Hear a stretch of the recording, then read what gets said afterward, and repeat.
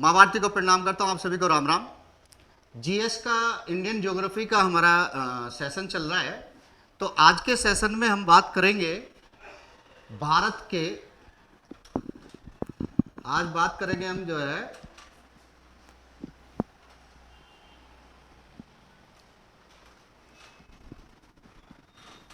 भारत के पर्वतीय क्षेत्र।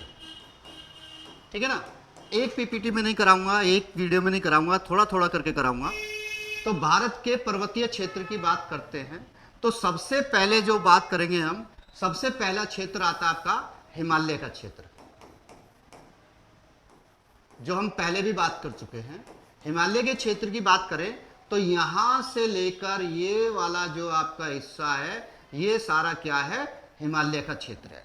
ठीक है ना, ये हिमालय वाले में बटा हुआ है। यानी कि भारत के कौन से हिस्से आते हैं इसमें, ये आपका लद्दाख, ठीक है, जम्मू कश्मीर, हिमाचल, थोड़ा सा पंजाब, उत्तराखंड, सिक्किम, ठीक है, अरुणाचल, और ये नीचे भी आ जाएंगे आपका नागालैंड। ये सारे जो है क्या है, हिमालय के क्षेत्र हैं।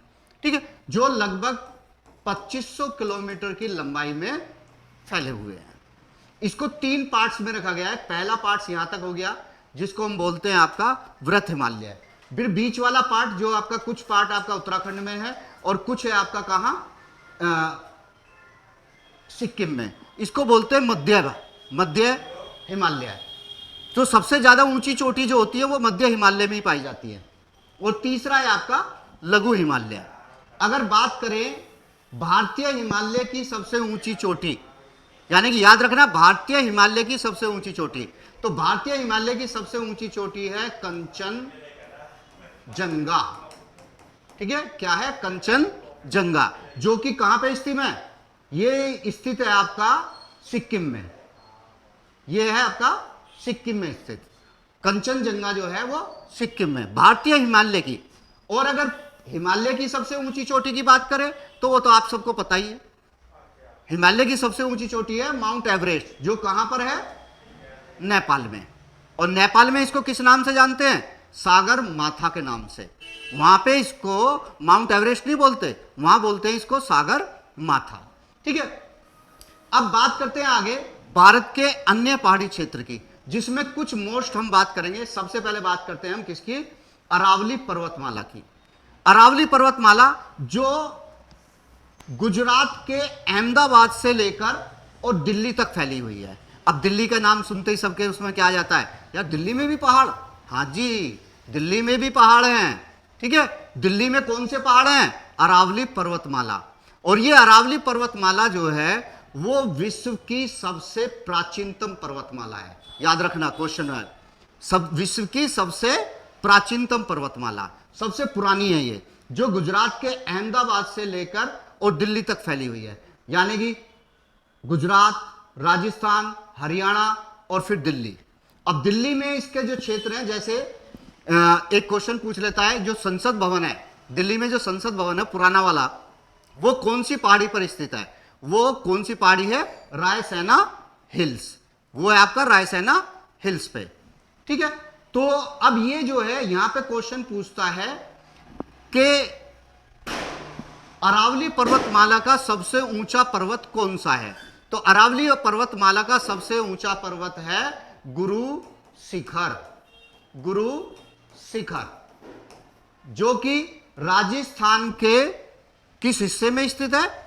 अब राजस्थान का नाम सोचकर ये मत सोचो कि सारा राजस्थान रेगिस्तान है, नहीं, राजस्थान का पश्चिमी हिस्सा वो रेगिस्तान है, जबकि पूर्वी हिस्सा जो है वो आपका, उसमें पहाड़ भी है और प्लेन एरिया भी है, जहां एग्रीकल्चर लैंड भी है। ठीक है, तो राजस्थान का पूर्वी हिस्सा जो है वो ठंडा है। ठीक है, जहां पे एक जगह है माउंट आबू। ठीक है ना, माउंट आबू। और ये माउंट आबू में स्थित है आपका कौन सा, गुरु शिखर, जो अरावली पर्वतमाला की सबसे ऊंची चोटी है। उसके बाद हम बात करेंगे आपका ये गारो, खासी और जैंतिया की पहाड़ियां। ये जो आप देख रहे हैं गारो, खासी और जैंतिया की जो पहाड़ियां हैं, ये आपका मेघालय और असम। ठीक है, मेघालय और असम में। अब ये पहाड़ियों की खासियत क्या है, ये पहाड़ी ऊपर से कैसी हैं, कीपनुमा है, यानी कि नुकीली है, ऊपर से नुकीली है। अब इनके नुकीले होने से क्या होता है, इनके नुकीले होने से ये होता है जो मानसून आते हैं वो इन पहाड़ियों से टकराकर यहां पर सबसे ज्यादा बरसात करते हैं। यानी कि भारत में सबसे ज्यादा जो बरसात होती है वो कहां होती है, वो होती है मेघालय, और मेघालय का भी स्थान है आपका मोसिन राम।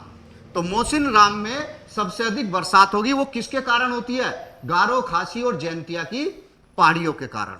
अब ये गारो, खासी और जैंतिया, इनका नाम क्यों रखा गया है, इनका नाम इसलिए रखा गया है कि यहां पे ये 3 जनजातियां पाई जाती हैं, गारो भी, खासी भी और जैंतिया भी, जिनके नाम पे इन पहाड़ियों का नाम रखा गया है, गारो, खासी और जैंतिया।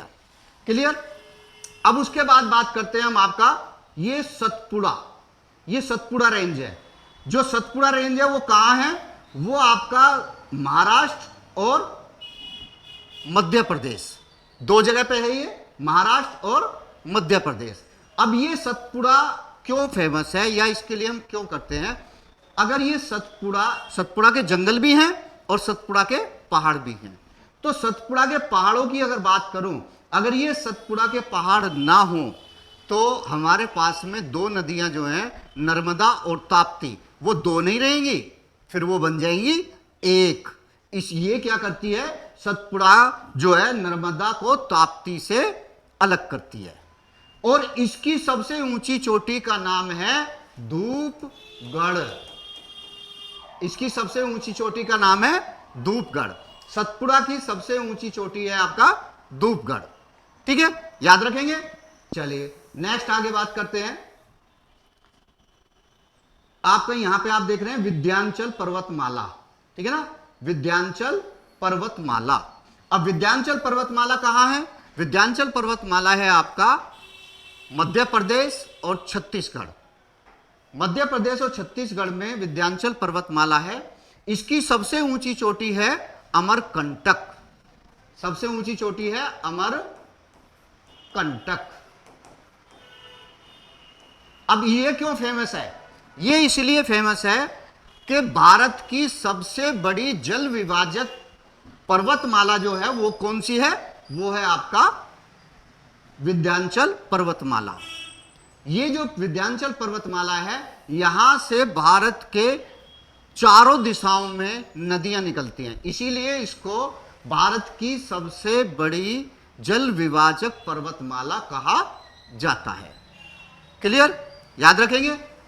तो यहां से नदियां जो है आपका पूर्व की तरफ, पश्चिम की तरफ भी जाएंगी और पूर्व की तरफ भी जाएंगी, उत्तर की तरफ भी जाती है और दक्षिण की तरफ भी जाती है। यहां से उत्तर की तरफ जाने वाली नदी ज्यादा पूछता है, क्योंकि एकमात्र नदी ऐसी है जो दक्षिण से उत्तर की ओर यानी कि गंगा नदी में मिल जाती है, और वो नदी कौन सी है, सोन नदी। सोन नदी जो है वो नीचे से होती हुई कहां तक जाती है, ऊपर तक जाती है। क्लियर। तो आज की वीडियो में हम जो है इतना ही रखेंगे, आज की वीडियो में इतना ही रखेंगे। अगर वीडियो पसंद आए तो लाइक करो, सब्सक्राइब करो, और आप सभी को राम राम।